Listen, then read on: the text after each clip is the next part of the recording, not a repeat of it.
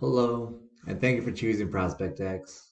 Today, I want to make a video covering the Subtle Leads tab. I'll be going into the settings here and there just so we can see how some of this information is used within the Subtle Leads tab. But I have a video specifically for settings if you need. But for now, let's kind of just jump straight into the Subtle Leads. As a Subtle Lead manager or as an admin of a ProspectX account, the majority of your work is actually going to be done within the Seller Lead tab. You have a table here that lists all your seller leads. You have some pertinent information, including the seller name, the phone number, the address, date, what lead status the lead is currently in, and if it was part of a campaign. We could come in here, we could edit, we could delete, or we could just enter the lead directly from clicking the seller lead name, phone number, whatever. Before we jump into a lead itself, we'll kind of work on the left-hand side here. So we have a few ways to filter all these leads. I am logged in as an admin. So if you're logged in as a user, it's going to look a little bit different, but for the most part, it should look virtually identical. Right now, I'm filtering just by all, so all 10,250 leads are here in this table. I could show just my new leads if I click new. If I have leads assigned to me, I could just go directly to my leads itself and then sort by lead status. Um, let's say I have some deals. I want to just kind of keep track of all of those. I could go directly from there on the left-hand side. And then as well as if I am the admin, I could look at the user's leads. So if I need to see how many leads Kyler, my lead manager, Kyler Murray has, I could click on his name and then see them all listed here. These are going to be the ones that are assigned to him directly. Just below these filters are going to be filtered by updated date. So this is pretty straightforward. If you need to, you'll just click here. It'll give you some select days.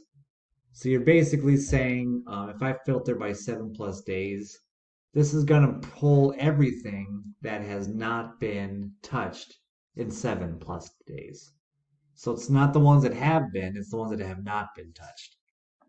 That way I can come in here, start working on some leads that maybe potentially we had forgotten about, overlooked, things like that, jump on them, see if we can kind of just start some follow-ups and work those leads and get them back to maybe a warmer temperature. But yeah, try that out, guys. That'll help you be able to sort these leads out a bit more. I'll show you now how to import and export all these leads. So as an admin, I have the ability to come up here and export to Excel. That'll take just a couple seconds and then your file will be ready. I'll now have all 10,250 leads ready in an Excel spreadsheet, and I can do with them what I wish. If need be, I could also import leads. We have the ability to bulk import or single lead. The bulk import is really straightforward. It's like how we do most any other import in the system. I have a test. Here we are. I have a list of test leads that I'll be uploading just to show you guys how that works. So I drag and drop, I click next, and then now it automatically maps some fields. I could choose to not have that import if I would like, but for now I'll just leave the ones that are default. I'll click submit, and now it's asking me, okay, do I want to round robin these leads? Do I want to assign to a particular manager? Or do I want to assign from who is listed within the actual file? Now the round robin section is covered in a bit more detail in my CRM settings video, but if you look over here in my lead assignment, I have 3 users listed under my SAR lead manager. Now if I select round robin for these 50 leads that I chose, it will just assign those in order. So the first one will go to Kyler, the second one will go to Mike, third to ProspectX, fourth to Kyler, fifth to Mike, sixth to ProspectX, so on and so forth. If I choose assign all, that'll just specifically choose a lead manager to assign all 52.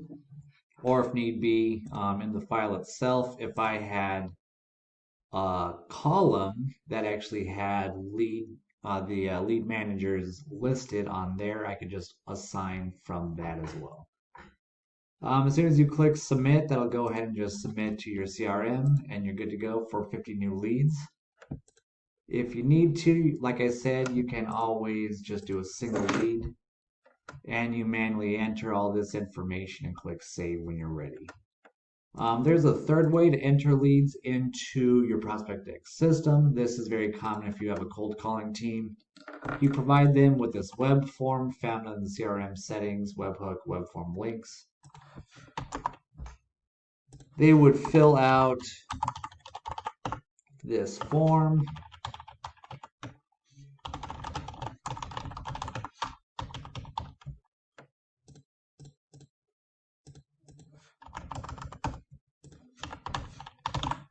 If you have a campaign associated, you could choose the campaign here.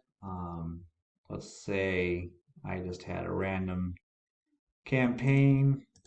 If I'd want to, I could choose the lead manager directly from this form as well. You'll also see external personnel listed.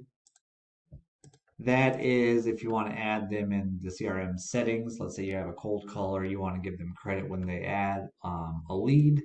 This is how they could get that credit. When you're ready, you'll click submit lead. We'll come in here. We'll refresh it. Now Tommy Tester is on the top. So let's go ahead and start working this lead. And I'll show you kind of the specifics of the seller lead. So this is your general information about the seller lead itself. The information is actually pretty straightforward. If you click here, this will actually give you the address that we're looking at. Looks like we pulled up a 7-Eleven. We have our temperature. We could include the mailing address. All this information that we could kind of just keep on the seller lead for our internal use. Add any details. If you need to leave a comment for, let's say, additional lead manager, you can go ahead and just keep all the conversations happening there. What's pretty standard is you'll get a new lead. Your lead manager will actually just begin the process of contacting the lead and trying to work on securing this deal. So that's typically done by just starting with the phone call. You click the call tab here. It pulls up communication call. You could choose which number you're going to call from, and you could generate that call. Ensure that your microphone's on, and we always recommend using Google Chrome. I'll make a test call. This is a made-up number. It's not going to call anybody. But you see these three options that appear after a phone call has been placed. I could say I made a call attempt, I contacted them, or I made an offer. Since it didn't ring, I'll say I made a call attempt. And what that means is I could now send them a message saying, hey, I tried to contact you. Please reach back out to me at your earliest convenience. You could send an SMS, an email, both, or don't send. All those are going to be found again in settings. These are your default messages that are included in the system. You can always add more here. You just type like normal. You could add your tags, do whatever you need. And that's all how these are sent here. Now, let's say you did make a call attempt, but you don't want to actually send anything, but you do want to get credit on your KPIs, then you would just click don't send. That way the metric still counts. You're good to go on that front, but they did not get an email or an SMS that you had tried to contact them. So the contact again, I'll show you just one more time. I'll make a phone call. This window pops up. You get the call attempt, contact, and offer attempt. All these are pre-built in the system, so please just go ahead and change them how you want them to read, and you'll be able to fire them off directly from here.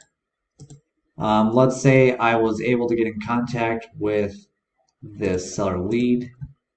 I can now move this to contacted. I'm ready to make them an offer. Let's say I'm going to offer them $120,000. I have a title company in mind. EMD 1500, closing cost by buyer. On your closing days, you could choose the number of days or select the date from a calendar. Let's say 14 days is the number of days I can close on. And that's all the information that I go ahead and need so far. I'm ready to send this person a contract and see if they're willing to accept it or not. So I have a couple different ways that I could do that, and I actually went into this a little bit more specifically in a video about the different ways we could send a contract. But the couple different ways that we have within the lead itself is email contract and e-signature. Email contract is really straightforward. You can upload your own custom contract, or you could use the default contract, which is the one found in settings under contracts. If you're in seller leads, that'll be the purchase contract. If you're in transaction, disposition, things like that, you'll be using the assignment. But if you choose default, this will be the contract that is used. If you want to change the default contract, guys, just drag and drop a new file here. When you're ready, you could choose which company detail is included as well. That's your general settings tab, and that'll choose either the company detail 1 or 2.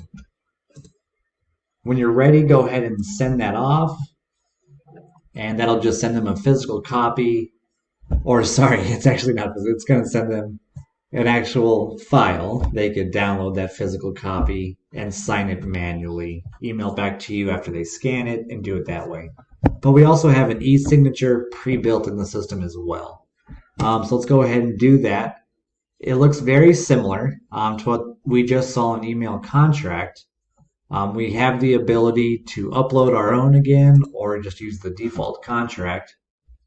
We also have the ability to add additional signers. Let's say it's a husband and wife and they both need to sign, or just another family member or friend who co-signed, whatever. We have the ability to add them by just adding their name. So say my seller lead is Tommy Tester, but I also need Sally Tester to sign as well, right? So what I would do is if they have the same email, I'll just include the same email, but I'll add a +1. That way I can send it to them as well. Or if they have a separate email, I could just add that as well. Again, upload or choose the default, and then choose the company detail, which we found in CRM settings. When I'm ready, I'll go ahead and click proceed. It's preparing the contract now. It takes us to EverSign. Here we have our contract, and now I can just drag and drop my signatures, my date sign, things like that.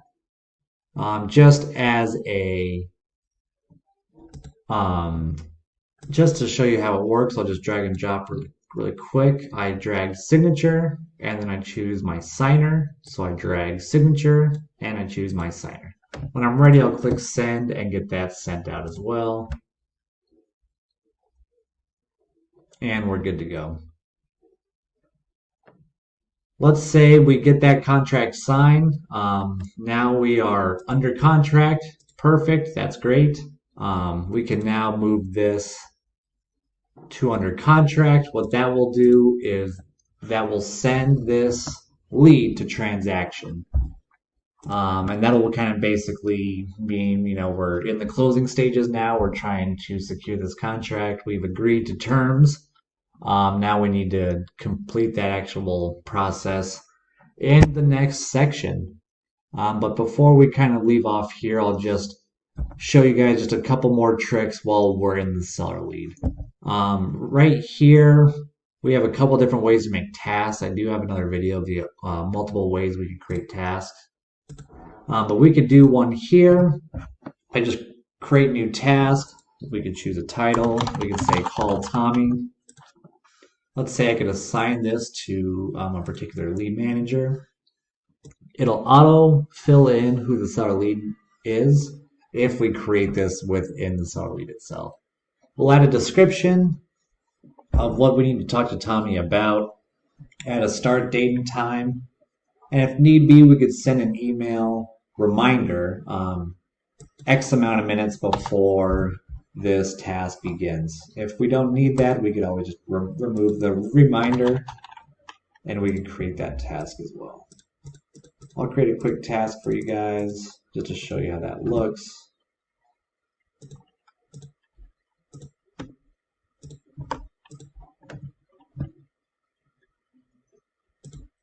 There we are. Here's that task. We just come in here and mark it as done when we're ready. There's also a little bit quicker way to do this as well. If we want to just make a quick task, kind of a default task, a generic task, we just click follow up in. Let's say in one day I want to follow up with Tommy. That'll create a task for me here. I'll refresh this page. And there is that task. It by default adds all this information just so you know. And you can mark that as done when you're ready as well. We also have this attachment here. If we need to just generate a default contract that we could email them or print out, we could always just generate the contract from here. We'll choose the company detail like normal. We can always drag and drop. Let's say they sent us pictures of the property or something. We can always drag and drop things like that over. That would be just fine. We can upload that and it lives here. If need be too, we could always run comps on the property. This is still in beta, guys, but it does work. You can come in here, you can choose a property you want to comp with. It'll pull up the info. And also, hold on, there's also pictures included.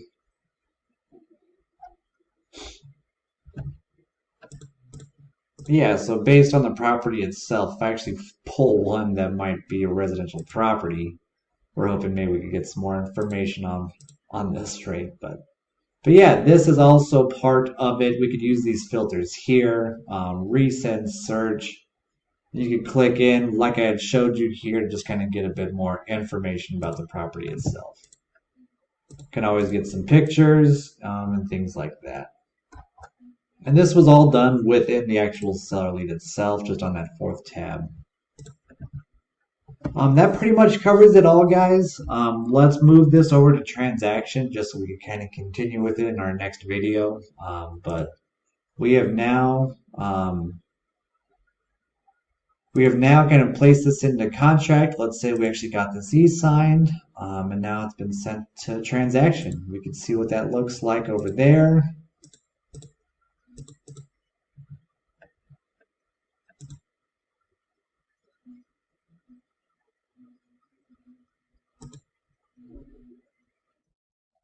And here it is.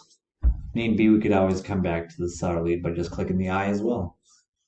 That is the seller lead tab, guys. I think that should cover the majority of everything that you will see within the seller lead itself. There are more specific videos, like I said, the different ways to send contracts, the different ways to send or to create tasks. So check those videos out as well, please. Thanks again for checking this video out, and we hope to see you soon.